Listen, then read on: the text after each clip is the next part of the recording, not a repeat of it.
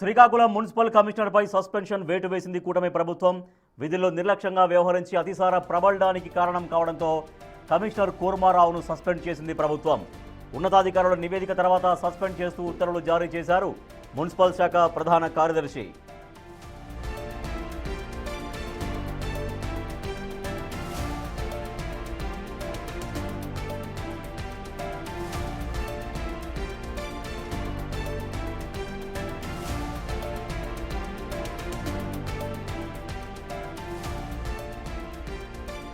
Commissioner పైన వేటుకు సంబంధించిన breaking news చూస్తున్నాం.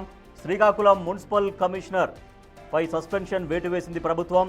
విధుల్లో నిర్లక్ష్యంగా వ్యవహరించారని, అందు కారణంగా అతిసార విజృంభించింది, అతిసార ప్రబలింది అంటూ ఆ కారణం చేత కమిషనర్ కూర్మారావును ప్రభుత్వం సస్పెండ్ చేసింది.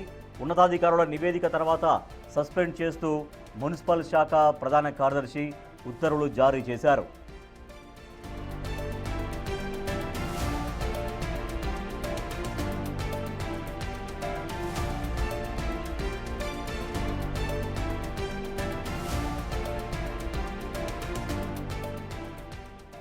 శ్రీకాకుళం మున్సిపల్ కమిషనర్ నిర్లక్ష్యం వల్ల అతిసార ఎక్కువగా ప్రబలింది అన్న కారణంతో మున్సిపల్ కమిషనర్ కూర్మారావు పైన ప్రభుత్వం వేటు వేసింది. ప్రభుత్వం సస్పెండ్ చేసింది కమిషనర్ కూర్మారావుని. మా ప్రతినిధి షణ్ముఖ్ మరింత సమాచారం అందిస్తారు. షణ్ముఖ్, అతిసార ప్రబలడానికి ఎటువంటి నిర్లక్ష్యం వహించారు మున్సిపల్ కమిషనర్ అనే దానిపైన ఎటువంటి రిపోర్ట్ ఇచ్చింది? ఆ రిపోర్ట్ ఆధారంగా సస్పెన్షన్ వేటుబడింది ఆయన పైన.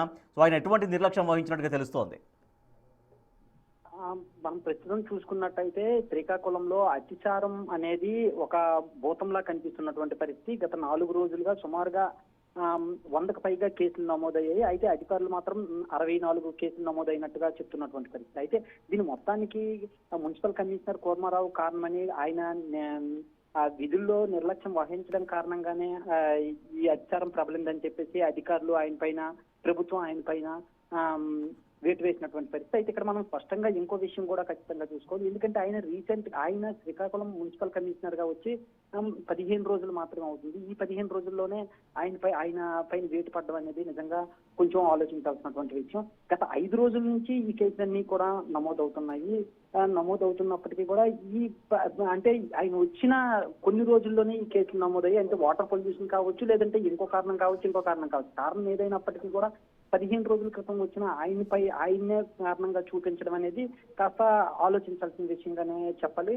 ఏదేమైనప్పటికీ కూడా ఖచ్చితంగా సుమారుగా ఒక 100 మందికి పైగా అతిసారంతో ఈ రోజు చికిత్స పొందుతున్నటువంటి తరుణంలో ఎవరో ఒకరిని ఖచ్చితంగా బాధ్యం చేయాలి. ఎందుకంటే అధికారులు కావచ్చు, ప్రభుత్వం కావచ్చు, నిర్లక్ష్యం కారణంగానే ఇప్పుడు ఈ అంశం చోటు చేస్తున్నటువంటి పరిస్థితి. కానీ దానికి 15 రోజుల క్రితం వచ్చిన మున్సిపల్ కమిషనర్ పైన వేటు వేయడం అనేది ఎంతవరకు సమంజసం అనేటటువంటి ఆరోపణలు కూడా వస్తున్నటువంటి పరిస్థితి ఉంది.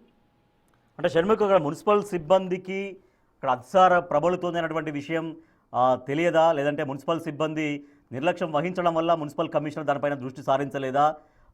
అంటే వచ్చిన కొద్ది రోజుల తర్వాతనే ఈ ఘటన జరిగిందని చెప్తున్నారు. బట్ ఈవెన్ అంటే ప్రజల నుంచి వచ్చేటువంటి ఆ రిక్వెస్ట్లు ఏవైనా ఉన్నాయో అవి మున్సిపల్ కమిషనర్ దాకా చేరలేదా? చేరినా కూడా తను ఫోకస్ చేయలేదా?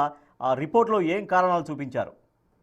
ఇప్పుడు మనం చూసుకుంటే సాటర్డే నుంచి ఈ అతిసారంతో బాధితులు ఎవరైతే ఉన్నారో వాళ్ళందరూ హాస్పిటల్లో చేరినటువంటి పరిస్థితి. కానీ 2 రోజుల తర్వాత దాన్ని గుర్తించారు. అంటే ఓవరాల్ గా ఒక మున్సిపల్ కమిషనరే కాదు, అధికారులు అందరూ కూడా ఈ విషయాన్ని గుర్తించడంలో వెనకబడ్డారని చెప్పేసి చెప్పొచ్చు. ఏదేమైనప్పటికీ కూడా దీనికి ఆ తర్వాత ప్రభుత్వం తీసుకున్న చర్యలు అనేవి కొంచెం వేగంగానే ఉన్నప్పటికీ వాటర్ని పైప్ లైన్ ద్వారా వచ్చే వాటర్ ఏదైతే ఉందో దాన్ని నిలుపుదల చేయడం, ఆ తర్వాత శానిటైజేషన్ చేయడం, ఇవన్నీ కూడా త్వరితగతిన జరిగినప్పటికీ కూడా వాళ్ళని గుర్తించే విషయంలోనైతే మాత్రం 2 రోజులు ఆలస్యంగా అయింది. ఆ ఆలస్యం అయిన తర్వాత ఆయన ఒక్కరిపైనే వేటు వేయడం లేదు అనేది కొంత గమనార్హంగానే చెప్పాలి. Right, thank you Shanmukh. So Srikakulam municipal commissioner కూర్మారావును ప్రభుత్వం సస్పెండ్ చేసింది. అక్కడ అతిసార ప్రబలుతున్నప్పటికీ కూడా సరిగ్గా రియాక్ట్ కావలేదు, నిర్లక్ష్యం వహించారు అన్న కారణంతో ఉన్నతాధికారులు ఇచ్చినటువంటి రిపోర్టు ఆధారంగా ప్రభుత్వం ఆయన పైన సస్పెన్షన్ వేటు వేసింది.